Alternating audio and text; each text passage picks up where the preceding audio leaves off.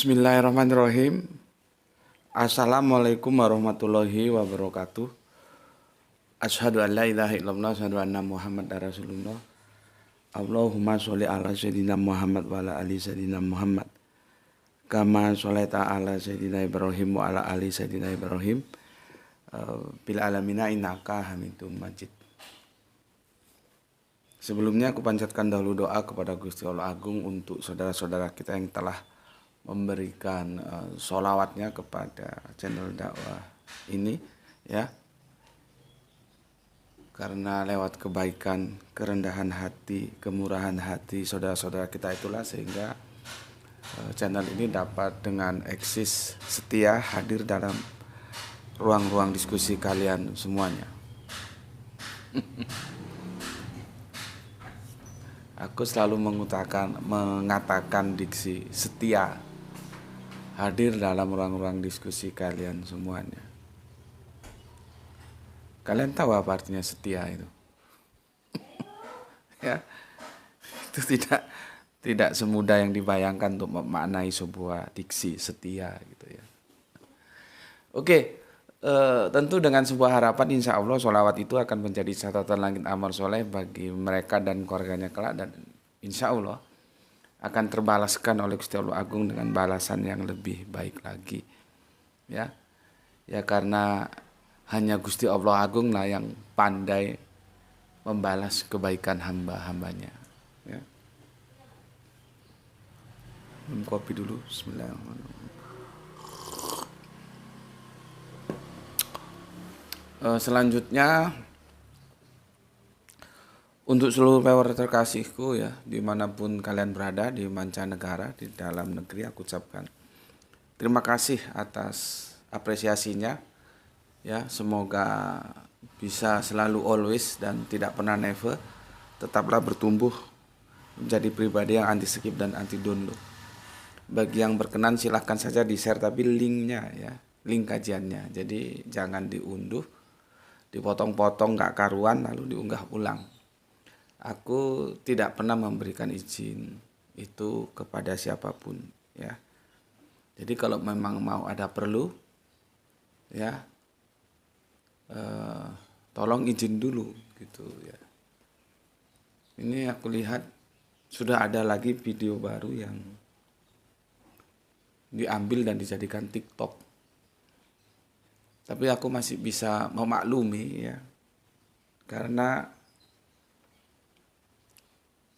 TikToknya itu TikTok yang tidak merubah goal yang mau aku capai ya.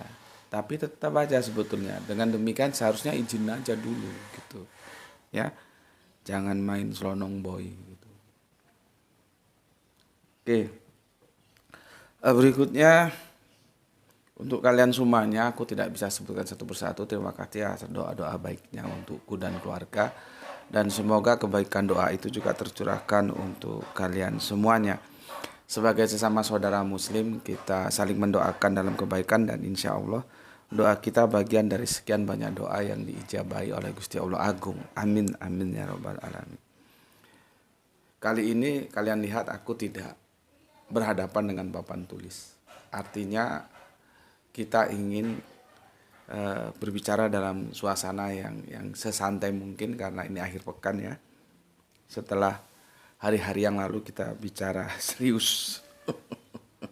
Ya. Kemarin kita berbicara yang serius banget ya.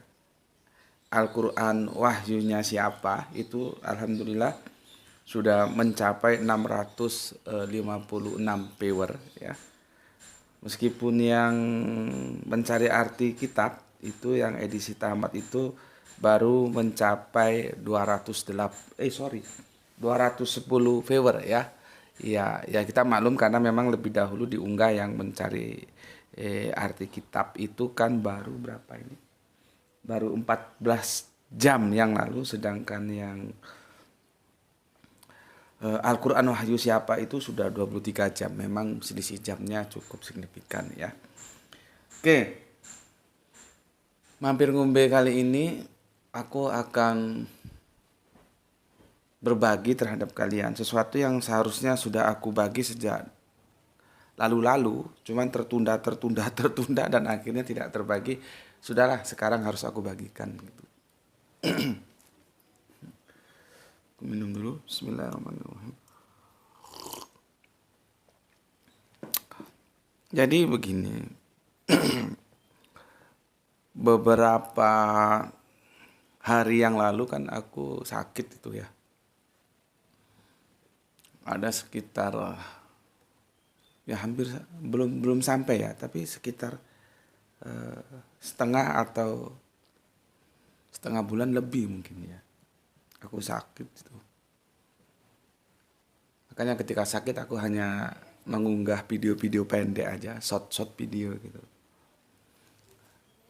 Selama aku sakit itu kan aku kalau sholat itu termasuk Qiyamul Lail itu begini nih, duduk ya, aku duduk.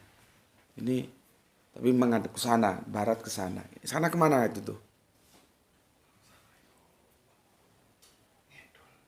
Ke selatan, barat sana. Aku menghadap ke sana. Ya duduk gini nih. Itu aku jalanin selama aku sakit itu begitu. Ya, jadi sholat Qiyamul Lail ya. Tapi sholat yang lain juga begitu biasanya. Qiyamul Lail. Ini peristiwanya di Qiyamul Lail, di sholat malam. Ya. Sholat gitu. Allahu Akbar gitu. Di tengah-tengah sholat itu aku teringat, loh kok aku sholat sama duduk? Kan aku sudah sembuh gitu loh. Ya. Jadi selama sakit itu aku sholatnya memang sama duduk begini. Ya. Maka ketika aku sudah sembuh ya belum sembuh 100% lah, masih recovery, tapi dia sudah bisa dikatakan sembuh. Artinya aku sudah mampu sholat berdiri, itu aku sholatnya duduk gitu loh. Itu peristiwanya Qiyamul Lail, aku tersenyum dalam hati. Aku ingat dalam sholat itu, loh aku kan sudah sembuh. Kok aku sholatnya duduk gitu. Ya, tapi akhirnya tetap aku selesaikan dan aku tetap duduk, nggak mengulangi lagi sholatnya atau aku tidak langsung berdiri, nggak, aku tetap duduk dan aku nikmati Qiyamul Lail itu hingga selesai gitu. Apa yang perlu kita ambil dari peristiwa ini adalah kebiasaan. Kebiasaan itu akan membentuk kita, ya. Kalau dalam cinta kan orang Jawa bilang tresno jalaran seko kulino. Itu nanti biar Irfan yang menerjemahkan. Kulino itu kebiasaan. Ya. Jadi kebiasaan itu bisa juga melahirkan cinta ya. Dalam perspektif antropologis budaya Jawa itu ya. Tresno jalaran seko kulino. Ya. Kebiasaan itu bisa membentuk karakter kita dan melakukannya di luar kesadaran bahwa kita melakukan itu, dia automatically gitu. Ya. Yang jadi masalah sekarang kebiasaan apa? Kalau kebiasaan baik, ya dia akan melakukan hal-hal yang baik. Kalau kebiasaan buruk, ya dia akan melakukan hal-hal yang buruk gitu. Tapi yang perlu kita garis bawahi, kebiasaan itu akan membentuk kita untuk melakukannya under control. Ya, jadi kita melakukannya ya di luar kontrol kita gitu ya. Begitu juga tadi itu tresno jalaran soko kulino. Cinta itu awalnya tidak cinta bisa dibentuk dengan kulino, dengan kebiasaan itu. Jadi ada dua yang dibentuk dari kebiasaan. Kita akan melakukannya tanpa kesadaran, artinya di luar kontrol kita. Kita akan bisa yang awalnya tidak cinta tapi jadi cinta. Karena apa? Ya kebiasaan itu. Ya. Itu yang akan kita diskusikan dalam beberapa menit ke depan ya. Ini mampir ngombe jadi tidak perlu lama-lama. Ya. Bagaimana kebiasaan itu diperlukan gitu. Ya. Jadi aku sholat, Allahu Akbar. Baca ya, Allahu Akbar kabiro, selesai Al-Fatihah ya. Di tengah-tengah ingat, loh, gue kan sudah sembuh, kenapa sholat gue duduk? Itu karena kebiasaan gitu. Kebiasaan yang selama sekian waktu itu mendekati 1 bulan kalau nggak salah ya. Lupa, gue sakit, duduk terus qiyamul lailnya, begitu sudah sembuh tanpa sadar juga qiyamul lailnya tetap sama duduk, nggak berdiri. Disitulah menjadi sebuah argumentasi bahwa kebiasaan itu ya bisa kita melakukannya tanpa kesadaran. Itu yang pertama. Yang kedua, bisa merubah sesuatu yang mungkin kalaupun kita tidak benci, kita tidak cinta ya. Karena tidak cinta itu belum tentu benci loh ya. Kita tidak benci ya ataupun tidak cinta, tapi dengan kebiasaan bisa melahirkan cinta. Ya. Aku mau bahas tentang cinta dulu. Ya, kalau orang-orang sastra itu mengatakan bahwa nilai tertinggi itu cinta. Jadi gimana ya? Sulit untuk membahasakannya sih ya. Sampai-sampai kan Rabia Ad-Dawiyah itu kan dia bilang dalam karya pemikirannya surga nih gue bakar, neraka gue siram. Ya, surga yang begitu panas, berapi-api,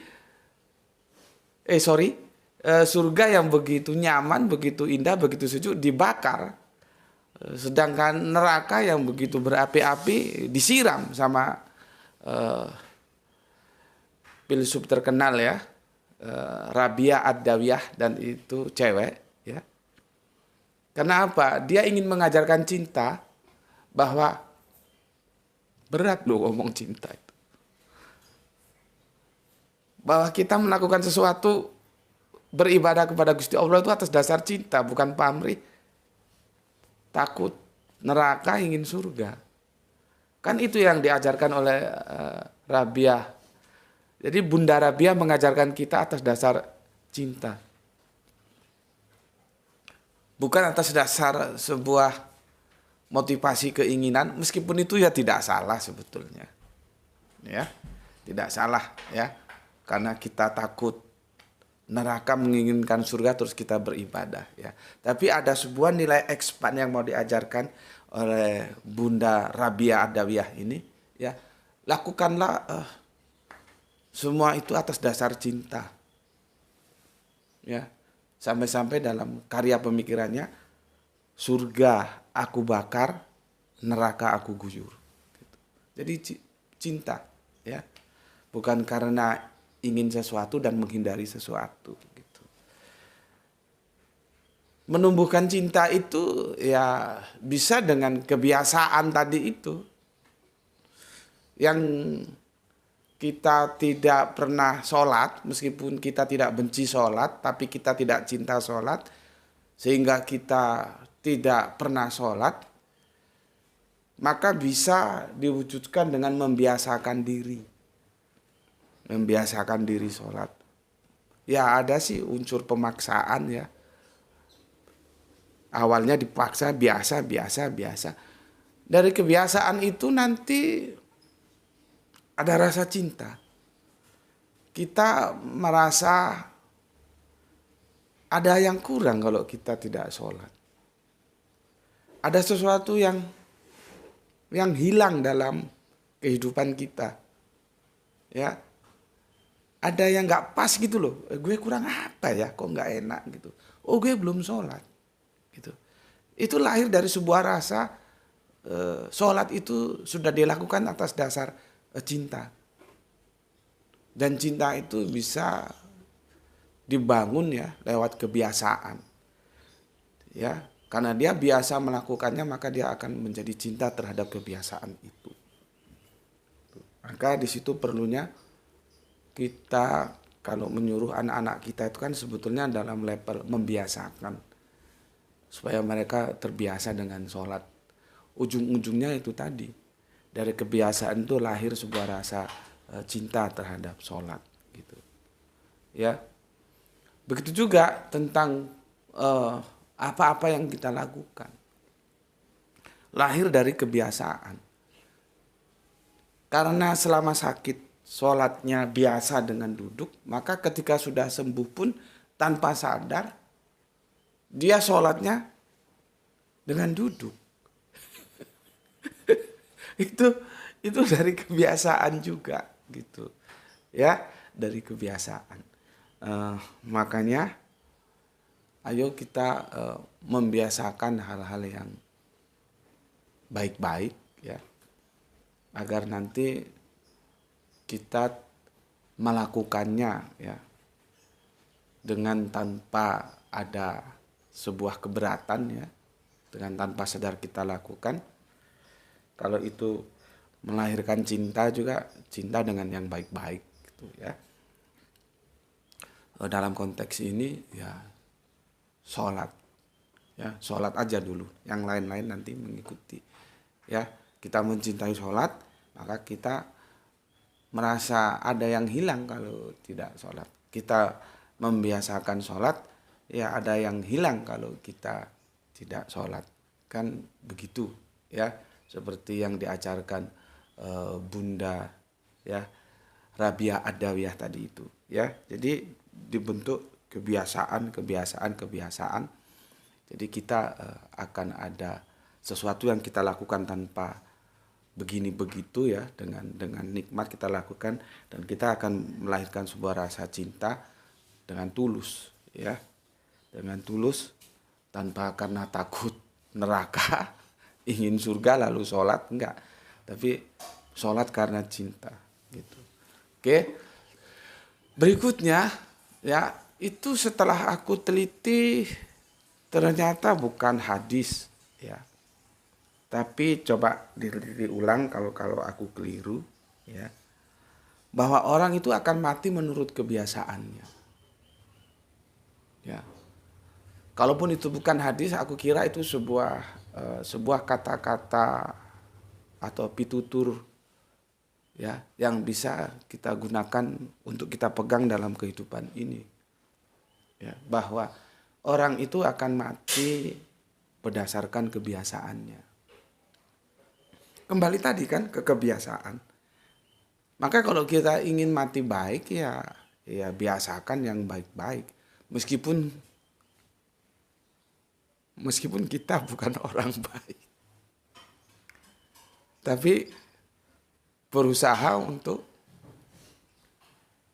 berbuat yang biasa dalam kebaikan. Karena kita ingin mati baik ya.